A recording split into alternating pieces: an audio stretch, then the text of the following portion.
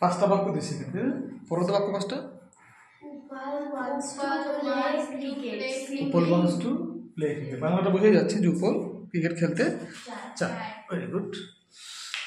তারপরে বাক্যটা পড়ো। অর্থাৎ গান আমাকে টাকা দেয়, অর্থাৎ আমি গান গিয়ে টাকা পাই, তাই না? হ্যাঁ, তারপর আচ্ছা, বাবু শট দ্য ফ্লাইং বার্ড, অর্থাৎ হচ্ছে একটা পাখি উড়ে যাচ্ছে, বাবু গুলি করছে, অর্থাৎ একটা উড়ন্ত পাখিকে বাবু গুলি করেছিল, তাই না? ওটা বলতো নাওয়ার কেম টু মি রানিং, নাওয়ার আমার কাছে দৌড়তে এসেছিল। দেখা গেলো আমাকে দেখলো, আমি বাড়িতে আসছি, অন্য দৌড়ে আমার কাছে আসছে, তাহলে she came to me running. Bangla clear? Bangla বোঝা যাচ্ছে? তারপর বলতো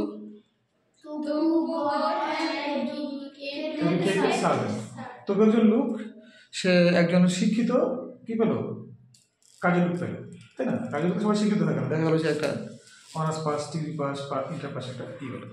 আমার প্রশ্ন অন্য জায়গায়, আমি যেখানে বক্স করেছি এগুলো হচ্ছে ভার্ব, তাই না? এছাড়া তো অন্য ভার্ব আছে, দেখো তো প্রতিটা বাক্যে একটা করে ভার্ব আছে, দেখো তো।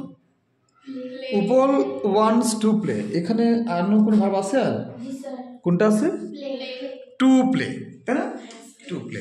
পরেরটাতে সিঙ্গিং, তাই না? আইনজি দিছি। পরেরটাতে ফ্লাইং, তাই না? বাবু শুট দ্য ফ্লাইং বার্ড। পরেরটাতে রানিং। পরেরটাতে এডুকেটেড। এই যে ভার্বগুলো আমি একটু আন্ডারলাইন করে ফেলতে পারি।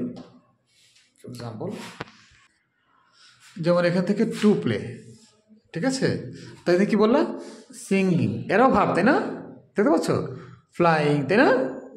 তারপর এখানে রানিং, এডুকেটেড। এখন আমি এদেরকে ভিন্ন নাম দিয়েছি, ঠিক আছে? আমার নামটা মনে রাখতে সুবিধা হবে, এই কারণে হয়তো বলছি। আমি যেগুলো বক্স করেছি এগুলো হচ্ছে আসল ভার্ব, তাই না? কি ভার্ব? তাই এদের নাম দিয়েছি আমি জীবিত ভার্ব। কি নাম দিয়েছি? জীবিত ভার্ব। কারণ এই ভার্ব দিয়ে আমাদেরকে টেন্স খুঁজে বের করতে হয়, কিন্তু অন্য যে ভার্বগুলো যেগুলো আন্ডারলাইন করেছি ওগুলো দিয়ে তুমি কোনো টেন্স খুঁজে পাবা না। যেমন দেখো, উপল ওয়ান্টস টু প্লে ক্রিকেট, এটা একটা ইনডিফিনিট টেন্স, তাই না? একটা মতো ভার্ব না? তাহলে একটা মতো ভার্ব বলতে আমি তাহলে প্লেকে কেন বললাম না? মনে আছে আমি মৃত ভার্ব বলছিলাম যে এই সেই মৃত ভার্ব, অর্থাৎ ভার্ব মারা যায় ভার্বের সাথে টু দিলে বা আইনজি দিলে। দেখো তো প্রতিটা জায়গায় ভার্বের সাথে আইনজি আছে কিনা, টু আছে কিনা, এই যে পাঁচটার মধ্যে যেখানে আন্ডারলাইন করেছি। তার মানে এরা এই বাক্যের মধ্যে এরা আসল ভার্ব না, এরা হচ্ছে নকল ভার্ব, বা অন্যভাবে বুঝি বলি মৃত ভার্ব। কি ভার্ব? তাহলে ভার্ব মারা যায় কিভাবে? সাধারণত টু দিয়ে আইনজি দিয়ে। খালি ব্যতিক্রম হচ্ছে দেখো 5 নাম্বারটা এডুকেটেড। তার মানে বুঝা গেল খুব কম সময়, আমরা 90% টাইম দেখবো ভার্ব মারা যায় টু দিয়ে বা আইনজি দিয়ে। অর্থাৎ বাক্যের মধ্যে যে আসল ভার্বটা, হ্যাঁ, মানে জীবিত ভার্বটা, জীবিত ভার্ব ছাড়া তুমি চাইলে এখানে আমি কয়টা মৃত ভার্ব আছে? একটা করে, চাইলে অনেক আনা যায়। একটা ভার্ব, একটা বাক্যে সর্বোচ্চ একটা জীবিত ভার্ব থাকে, কয়টা থাকে? আর মৃত ভার্ব চাইলে শত শত আনতে পারবা, ইফ ইউ ওয়ান্ট, একটা অধিক আনা যায়, ঠিক আছে? এখন আমার কথা হচ্ছে এই যে বক্সওয়ালা ভার্বগুলোকে আমি কি নাম দিয়েছি? জীবিত ভার্ব। কারণ এরা জীবিত ভার্ব বলে এদেরকে দিয়ে টেন্স খুঁজে পাওয়া যায়। যেমন উপল ওয়ান্টস টু প্লে ক্রিকেট, এটা ওয়ান্টস একটা মাত্র ভার্ব, তাই ইনডিফিনিট, তাই না? কোন ইনডিফিনিট?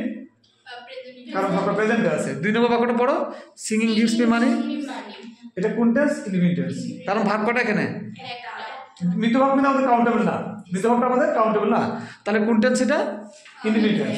কোন ইনডিফিনিট টেন্স? কারণ ভার্বটা প্রেজেন্টে আছে। বাবু শুট দ্য ফ্লাইং বার্ড, বাবু এটা কোন টেন্সে আছে? ইনডিফিনিট। কোন ইনডিফিনিট? Present indefinite. কি হবে বুঝা?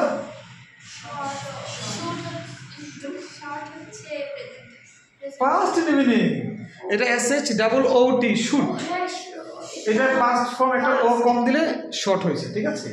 হ্যাঁ, বুঝতে পারছো? বুঝলেন?